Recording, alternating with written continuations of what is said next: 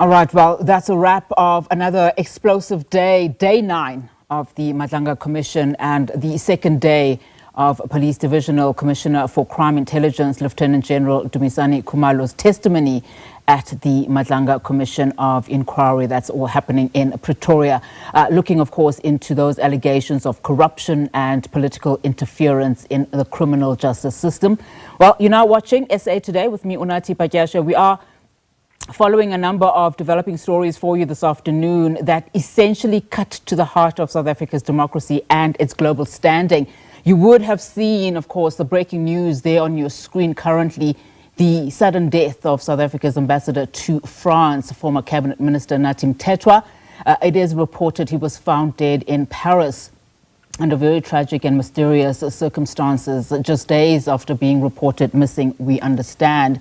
Now, his death has raised urgent questions for both South Africa and the French authorities. DIRCO has issued a statement, that's the Department of International Relations and Cooperation, in its statement saying that South Africa's ambassador to the French Republic, Nkosinathi Emmanuel Mthethwa, was a distinguished servant of the nation whose career was marked by dedicated service in criminal ministerial portfolios, including, of course, as you know, the Minister of Police as well as Minister of Sports, Arts and Culture.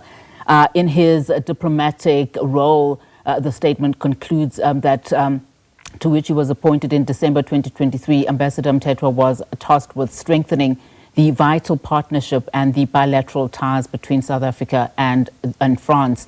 The circumstances of his death, as we've said, are under investigation by the French authorities. And of course, the statement continues that those investigations will also be happening. Now, Ambassador Mthethwa's his death does come at a time where, on the other hand, we are also hearing in Pretoria, as we've indicated, those seismic revelations at the Madlanga Commission of Inquiry that continued today, to shake our political and security landscape. Lieutenant General Dumisani Khumalo, head of crime intelligence, has been on the stand, producing explosive evidence in the form of WhatsApp conversations. But let's now bring in our senior reporter, Canny Maphanga, who's been following developments for us at the commission itself. Canny, a very good afternoon to you, and thank you so much for your time. So another day, essentially, of explosive testimony from the commission.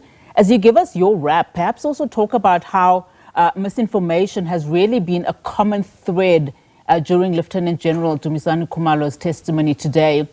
I want us perhaps to sit on this, essentially saying that misinformation intensified the day Police Minister Mkhunu ordered the political killings task team to be disbanded in December last year.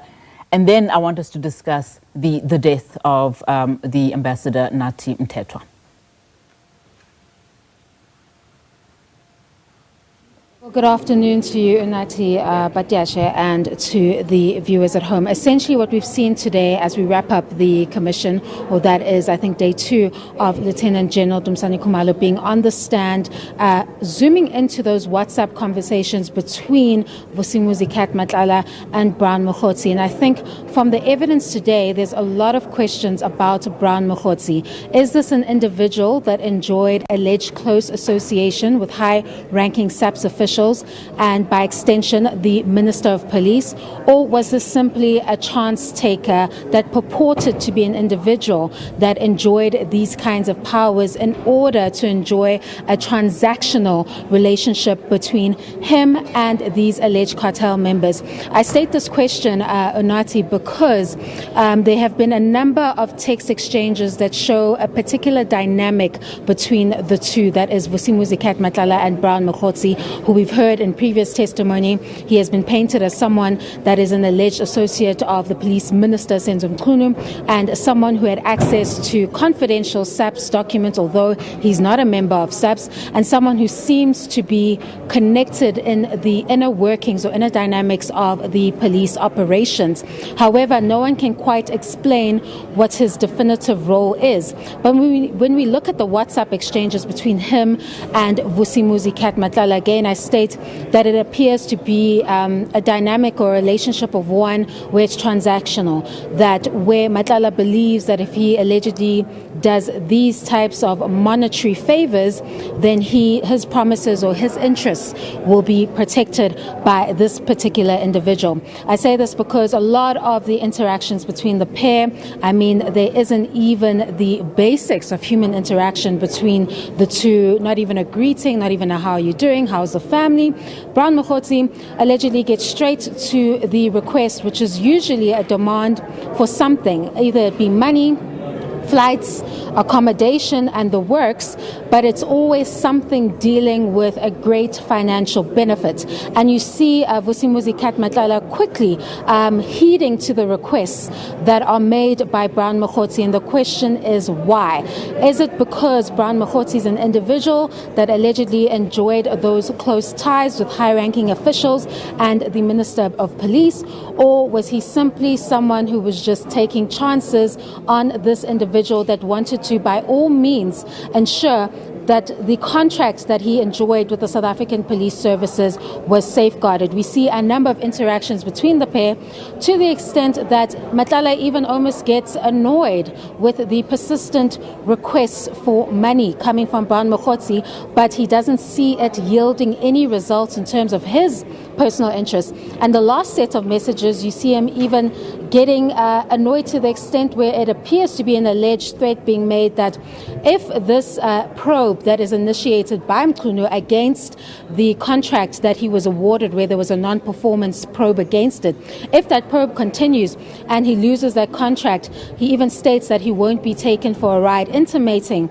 that consequences would follow if he lost that particular contract. That chain of messages does not inspire confidence about this alleged suggestion that he is an individual that is allegedly tied to the police minister, because it's a police minister that initiated that particular investigation. And in the chain of messages, although you see Matlala repeatedly requesting some form of communication or meeting or sit down with the police minister, it never takes place. Brown Mokhotsi is not able to deliver, according to the WhatsApp messages that have been put forth before the commission and have been extracted from the phone of Vusimuzi Matlala. He's not able to deliver on those promises he allegedly made to Matlala, and Matlala calls it out eventually towards the end of the chain of messages, stating that he believes, or rather he's starting to see this as a one-sided dynamic. That was the exact words he used, Unati, and something that is not yielding the desired results in terms of what his interests were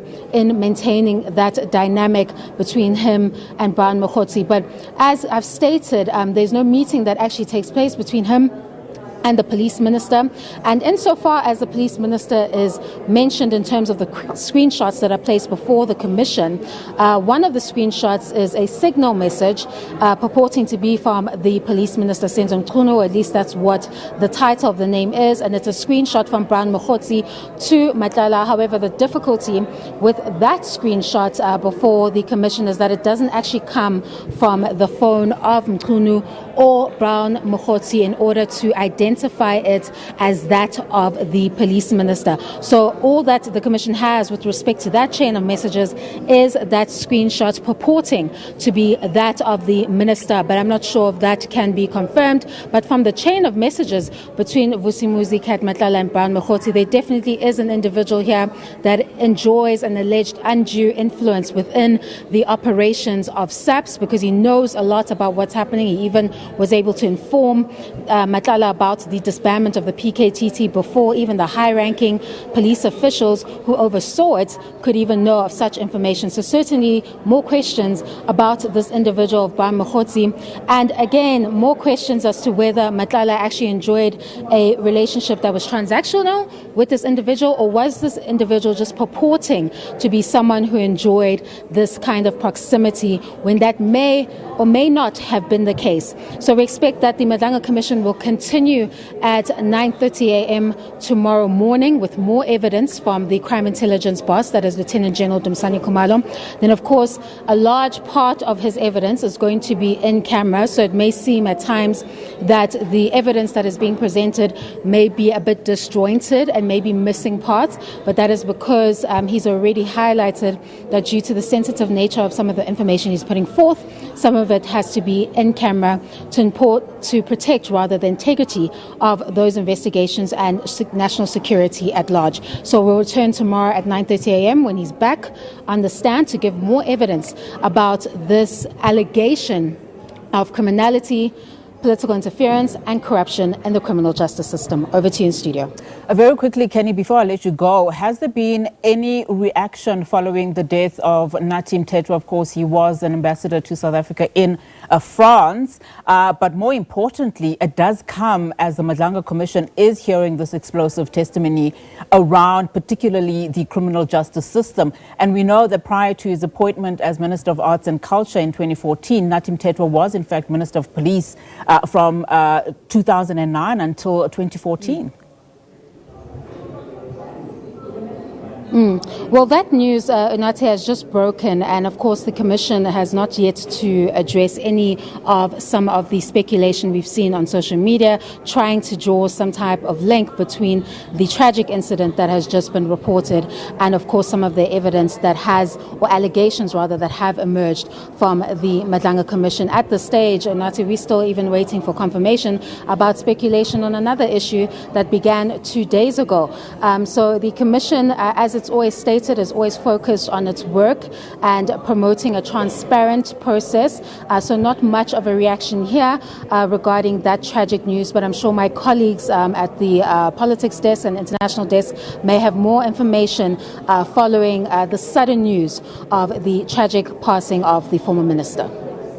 Indeed, you are correct, Kenny. Thank you so much for that. We will continue to get reaction, of course. Our reporter there, Canny Maphanga, been following the commission for us, in fact, for the past 9 days.